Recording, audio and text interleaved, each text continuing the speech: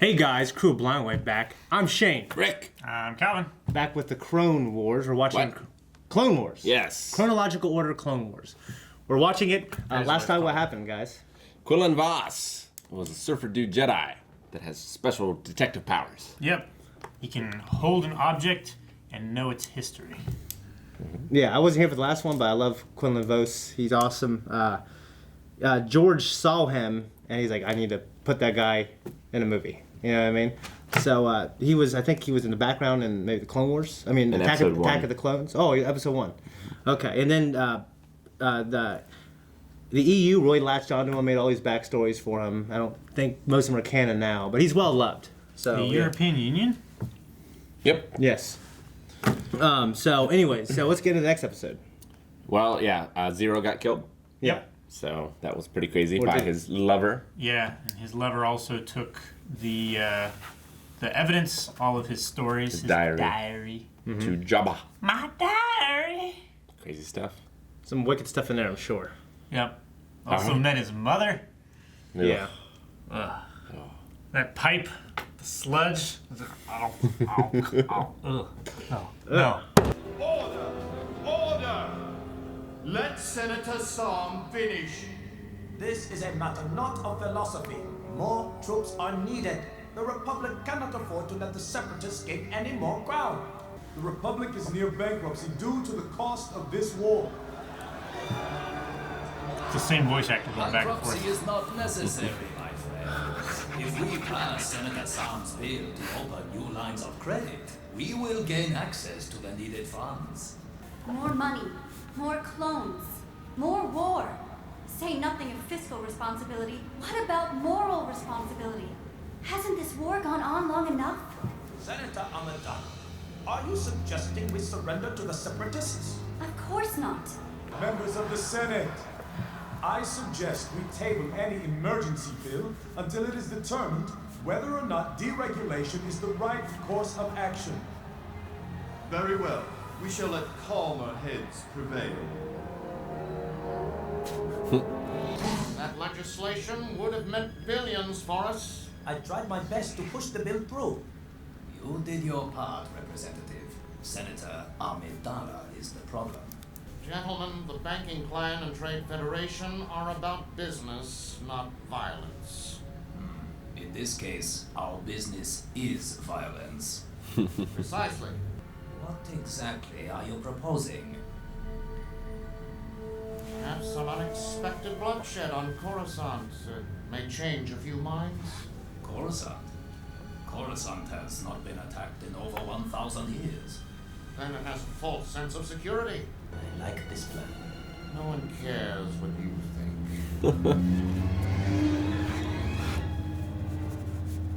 You must ask the Jedi Council to speak with Chancellor Palpatine. Don't involve me in this. A peaceful solution is the only way out of this morass of war. That's not my role, Padme. War's complicated, Ahsoka, but let me simplify it. The Separatists believe the Republic is corrupt, but they're wrong, and we have to restore order. Maybe talking to the Jedi Council isn't the role for you after all. Thanks for your help. Come on, Ahsoka. What's real cool is just you see like it's a complex and it could be a boring issue if it's not explained right. That's in the movies. That's why it doesn't work very well. See that your droids complete their mission. But of course, Count, they will not fail. How is he still so sure of himself? After so many failures. Only I could talk to Senator Gontier. We don't see all the Who's victories. he? He is a she. The Separatists used to be a part of the Republic. I was close with many of the senators who left. I may not agree with them, but they're more than pawns. If you think negotiating is the right thing to do, let's talk to her. The Senate's made it illegal. I'll help you. Besides, Master Skywalker said you should teach me about politics. Right. You know, you two have more in common than you think. Sneaky It's no shit wonder you here. get along so well. Of course. So, where are we heading? Praxis. You have been designed for this mission to be the ultimate infiltration units. Is that clear?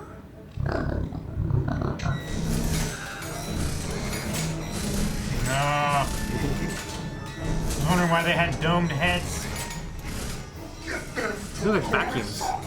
They are, the little sweeper droids. Ooh. Cool looking planet. Yeah. Usually you see like a city planet, a forest planet. My god, this planet has both. It's crazy. Hello,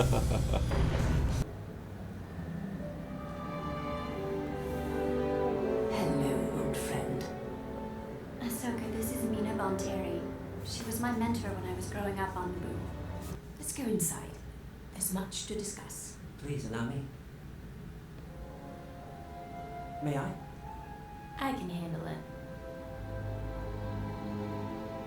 You have to look at him like that, right? With all due respect, as a separatist, didn't you create this war? Ahsoka. It's all right. It's a very polarized point of view, my dear.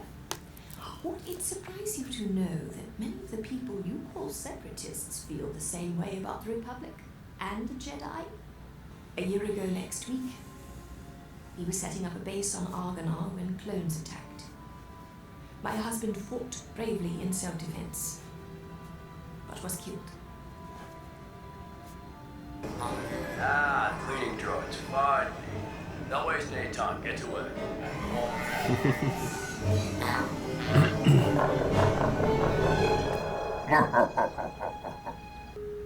You're a Jedi, aren't you? Yes. Why do you ask? Before the war, I was always told Jedi were good. And now? I don't know anymore. There are a lot of terrible things happening. A lot of killing. And now my friends are saying the Jedi are to blame. Look at me. I'm not so bad, am I?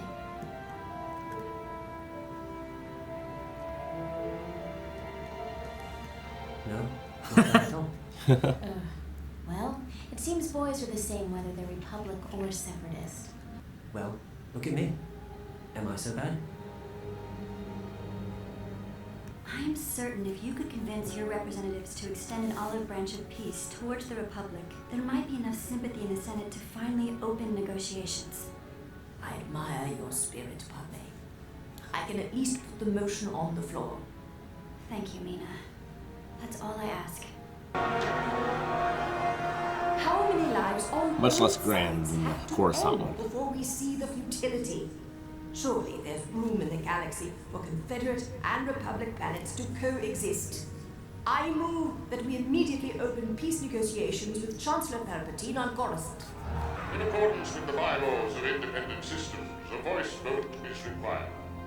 All in favor of initiating peace negotiations with the Galactic Republic, say aye.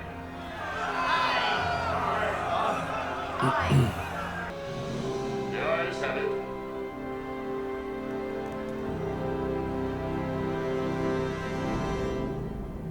Peace! Your own Senate voting war? I've been disappointed before, and yet I almost feel as if this time the tide has turned in the war. You should hurry. Goodbye, young one. I wouldn't want to meet you on the battlefield. For your sake. Go, you two, quickly. Leaders coming. Commence phase 2. Proceed with high security infiltration.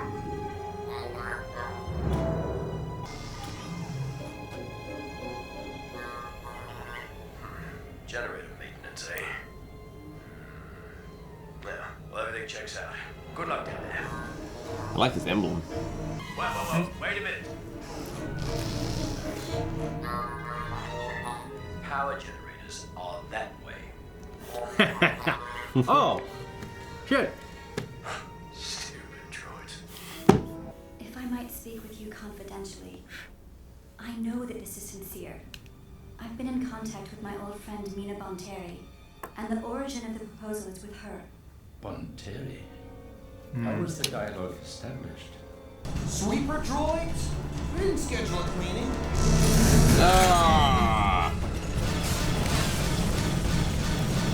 Kind of terrifying. Yeah. They're awesome. Yeah. When they transform like that, fuck yeah, they are. And these guys, these poor guys, Fucking laborers. all these nerds, just getting wasted. The bowling goggles. Huh. Shoot for the head.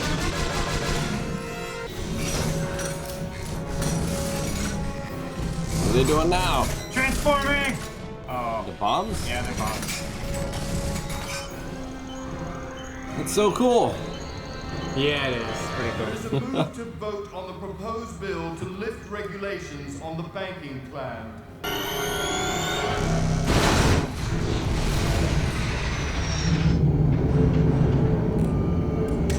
These discs are just gonna...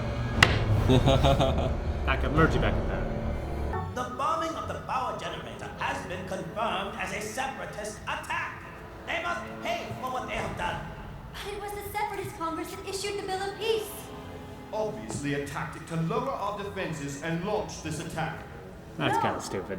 That's not true. To ensure the safety of the Republic, we must deregulate the banks.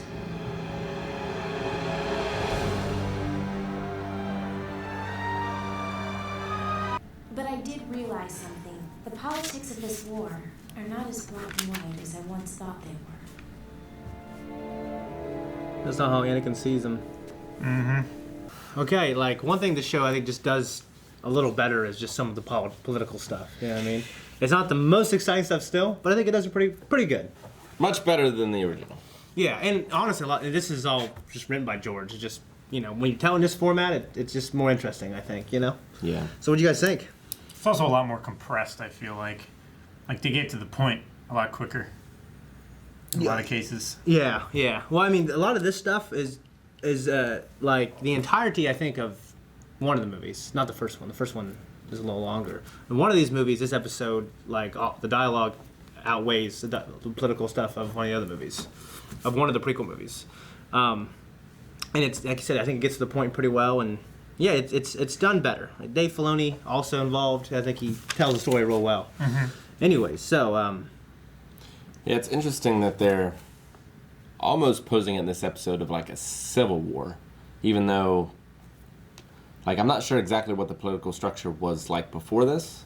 Like, the Separatists, I assume, are Separatists because they left the Republic, correct? Yes. Yeah. So they're like the Confederacy. Yeah, the United States. They even said it in the Separatist meeting there. Their parliament that they have in Araxis. Yeah, like, there's no reason why there shouldn't be a commentary, like a peaceful commentary between the Confederates and the Republic, I think is what they said. So, yeah. They are Confederate states. And just another thing that's interesting is, like, you know, like this, the senators, they all believe, hey, this is a democracy. It's not like the corrupt republic that are ruled by corporations. Yeah. A lot of them feel like they're right, you know, and the republic is corrupt. You know? Yeah. There's, I think, episode 3, Crawl, opens with, like, there's good and bad on both sides, and there really is, you know. Like Lux's father, what happened to him? Died. Killed by clones. Killed by clones defending himself when they attacked the base he was at. Yeah. Yeah. Which we haven't seen. We haven't seen the clone army kill anything but droids and aliens. Yeah. Like, we haven't seen them kill people. Yeah. Well, in this world, like, the aliens are considered, like, they're all, I mean, humans kind of, like, it's more in the EU. It's kind of like a speciesist planet. Like, aliens are kind of, like, humans are in positions of power more often normally. But yeah, like, aliens, humans, they're all kind of the same. Like, we've only seen them kill Geonosians, right? Yeah. In the show? And droids, I think. Yeah, not quite sure. Obviously, like, I mean, we've seen them army kill, like, the odd other person. Yeah, like, the clone army is, like, the overwhelming majority. We haven't seen him, like, go in and clean out a room of, like, humans or something like that. Yeah, the clone army is the overwhelming majority, and, like, the warriors from the Separatist planet, they're in the army, and they're also, like, leaders, and they're also, like, generals and stuff like that.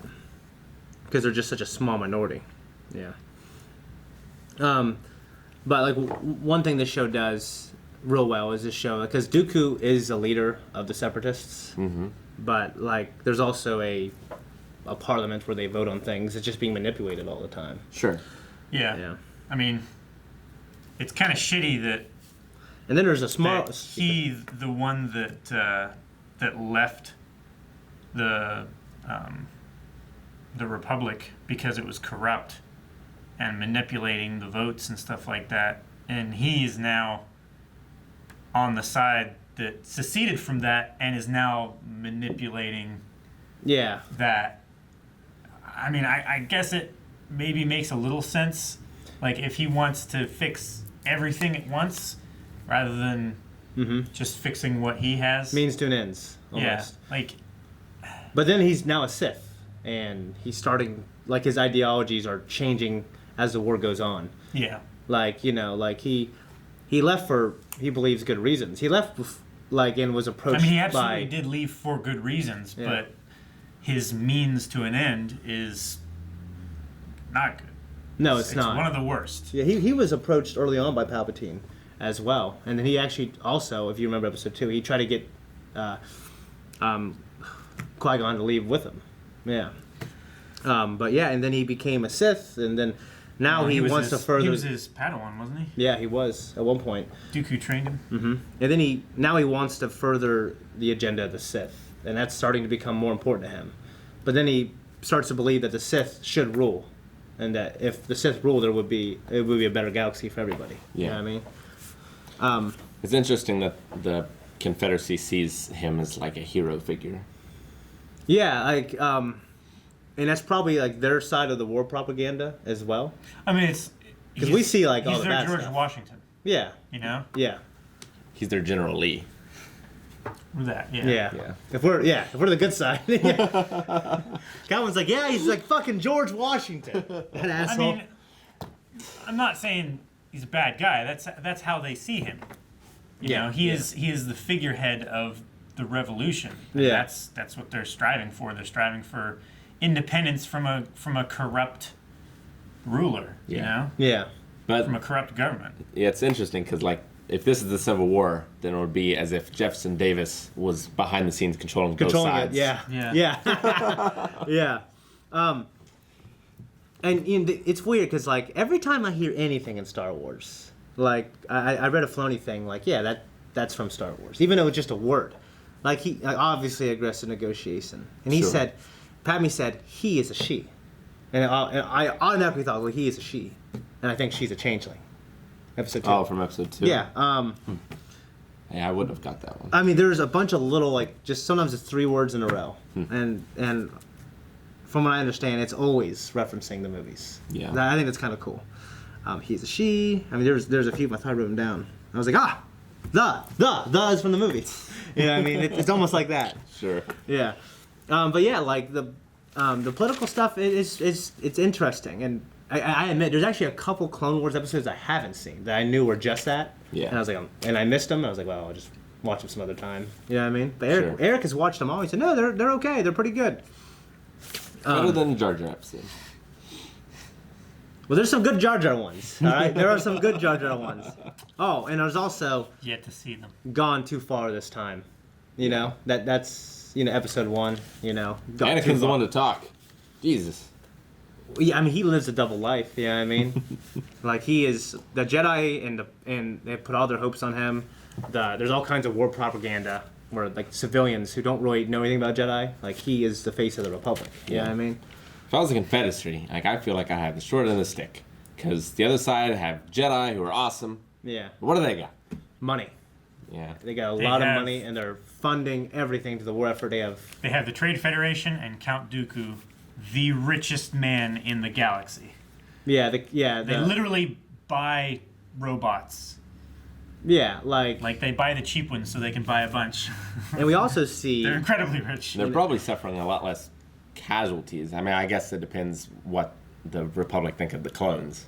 Yeah. Well, and I mean, they think of them. They think of them largely as machines. Yeah, they do. Like that. And Anakin has a huge problem with that. Like he doesn't see them. He sees them, and like in the books, like it made it pretty clear that the Jedi thought that way. But in the show, like the second episode, and the first episode that aired, that I saw was Ambush with Yoda and the clones saying, "Oh, you guys have all individual personalities and stuff like that. I'm like, other than the fucking Yoda from the books. But that's good. Yeah, most of the Jedi believe that they're people, I think. And Anakin definitely does. And the clones love him because he leads from the front. And a lot of the Jedi don't do that. Mace Windu does. But yeah, so... Well, Mace Windu is also just a badass motherfucker. He's a badass. He would lead from the front if he was alone. Yeah, we're going to have to react because it's very, very, very, very short. It's probably like an hour total. There's like 20 episodes, each like 5 minutes long, of the Clone Wars micro series. It came before this. It was animated. Is by the guy who did Samurai Jack. Mm-hmm. The animation's amazing. It won all these Emmys. Actually, the guy who plays Obi-Wan's voice came back, plays voice in this. Yeah, and a couple of them came back. Yeah. It's really good. It was just a Clone Wars series that they told. It's just all action. It's light on story, but it's amazing. And Grievous is like this horrifying guy. And this, he runs away a little bit more, kind of like he did in Episode 3. He's a little shredder. Yeah, he's a little cartoon shredder. Movie Shredder's a badass. Oh yeah. And also the guy, so the Separatists have a parliament, where they vote on things. They also have a secret parliament that we saw in Episode 2, and we see in 3. Sure. And no one knows about it at all, except Dooku and Grievous knows about it as well. We saw a little bit of it here. It was the Trade Federation, the Techno Union, and Dooku, and the Banking Clan. Banking Clan, yeah. So those guys are on, and that was it. One of those guys, can't remember which one, not the Techno Union, the Banking Clan. Yeah, that guy's a mun. Who Darth With the long face. Yeah, the long face. He's fucking tall too. They're real tall and skinny. He was weird looking, but the Muns are pretty menacing looking. Yeah, he looked like he was a softie. That's why he went to school for finance. Yeah, He's an accountant. That's why he went to school for finance. But yeah, Darth Plagueis' master that he killed in his sleep. He's the one who uncovered the secret to eternal life and everything. So yeah, there's Plagueis is a great book. Got to read it. It's one of the last books that come out before the Disney acquisition, and it's still considered canon by most. There's nothing that's been put out that contradicts it. There's no reason why it can't be canon. You know what I mean? And I know George was pretty involved in some of the stuff in there. So yeah. But yeah, that's pretty much all I have. This was a good episode. Obviously, it's not over yet. There's more stuff to happen. Yeah. I do like seeing a Jedi who's never met a Separatist. Mm-hmm. And a Separatist who's never met a Jedi. Those are things that we don't normally get in, a war episode. Yeah, and what's cool is just everything that George had in his head, when he's making 2 and 3. He had all these great things, you know what I mean? And 3's my favorite of all of them, but, some of the things he wanted to do, they weren't done as well. But now that we have this, which is also by George, he's telling the story he wanted to tell. It's so great. And also, you see how George, his mind has changed on it. It was very black and white at first, you know what I mean? And then it's become, there's more areas of gray as he's told more stories. Sure. And this was this episode really, I think, says all that too. There's good and bad of both sides. It's these are people just like you, and they want the war to end, and they have... it's becoming less Star Wars and more Star Trek, really. It's becoming less of a fantasy. I mean, I was going to say, I was about to say, I didn't say that, you did. Because in fantasy, the good guys are, clear, and the bad guys are just evil. Evil for, cartouchely evil. But we also have, the Sith, there's not layers of complexity to them. No. Not really. And the original trilogy, there isn't, the Stormtroopers are just evil. Mm-hmm. There's no, these are, these guys have families, and they're fighting for this reason or whatever, they're just portrayed as this faceless evil. Well, when Episode 4 came out, people weren't even sure if the Stormtroopers, if they were robots, because they never took the masks off. Mm-hmm. Yeah. Which is kind of interesting. And they thought Vader might have been just a robot as well. But yeah, you're right, Rick. So it just, and then the EU was kind of the first to bring up that stuff. You know, I mean, it would show a book with actually Lost Stars is a canon book. It was written by some chick, I can't remember, but it was when I heard about the book, I had no interest in it because I usually we have it upstairs. Yeah, I love the Force, I love the Jedi, I love the Sith, I love these battles, I love the philosophies. I don't really care about. Is that Vanessa Marshall? Something like that? That's a voice actress for... Not, okay. No, it's not her. But I think it's Vanessa something, isn't it? Yeah, it's about... I can't remember. But basically, it's about these people who grew up on this planet. This chick, she grew up from poor background, and then there's these other people that came to the planet and they were rich as fuck and they're mining everything, and it's about their a son, and they become friends and they both bond and grow up together. And then like 15, 16, like there were these amazing pilots, okay, and they joined the Imperial Academy during the old trilogy era, and then they rise in the ranks, and eventually, it's about how the guy, he becomes disenfranchised after they blow up Alderaan, and he's like, this is evil, and actually, like 99% of the people in the Imperial army, they don't really know about Alderaan. It's kind of a top secret thing, but he was there when it happened, and then it starts leaking out, and then of course, the Republic throws this huge fit about it. You know what I mean? Mm-hmm. Not the Republic, but at that point it's the rebellion.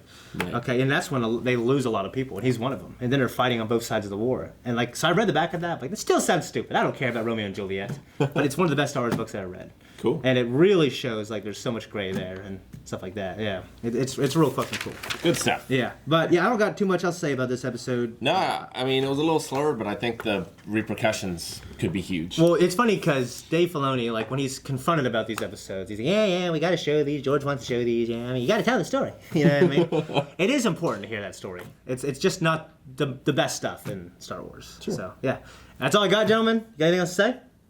He's looking up the name of the author. Something else about Claudia Gray. Claudia Gray. That's it. All right, guys, thank you so much for watching this with us. If you like what we do and you want to support us, go to patreon.com/blindwave, and while you're there, you can check out the full-length version of this and all the stuff that we do, and you can also check out early access. So early access for next episode and for a lot of the stuff that we do that's not live shows. Go to blindwave.net, check out our store, which we have stuff like that on there.